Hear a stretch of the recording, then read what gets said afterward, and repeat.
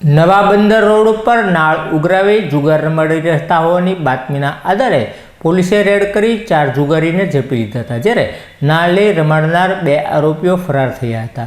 આ સમગ્ર બનાવના પગલે પોલીસે 6 ઇસમો વિરુદ્ધ જુગારધારા હેઠળ ગુનો નોંધી કાર્યવાહી હાથ ધરી હતી. ઘોઘા રોડ પોલીસ મથકના સ્ટાફને બાતમી મળી હતી કે નવા બંદર રોડ ઉપર સાંઢીડા ફાટક પાસે અનિલભાઈ જીવરાજભાઈ મકવાણા, નીતિનભાઈ મુકેશભાઈ વાજા નાળ ઉઘરાવી જુગારધામ ચલાવે છે. જે બાતમીના આધારે ઘોઘા રોડ પોલીસે રેડ કરી જુગાર રમી રહેલા હુસેનભાઈ અખ્તરભાઈ કલીવાલા, ઇમરાનભાઈ યુસુફભાઈ કાપડિયા, રોહિતભાઈ મનુભાઈ ગોહિલ, મહેશભાઈ સુખાભાઈ રાઠોડને રોકડા રૂપિયા 10,400ની મત્તા સાથે ઝડપી લીધા હતા.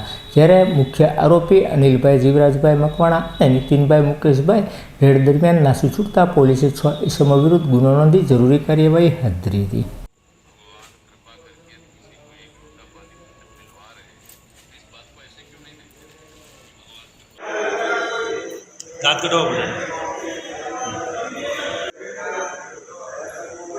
રાતનો ખર્ચો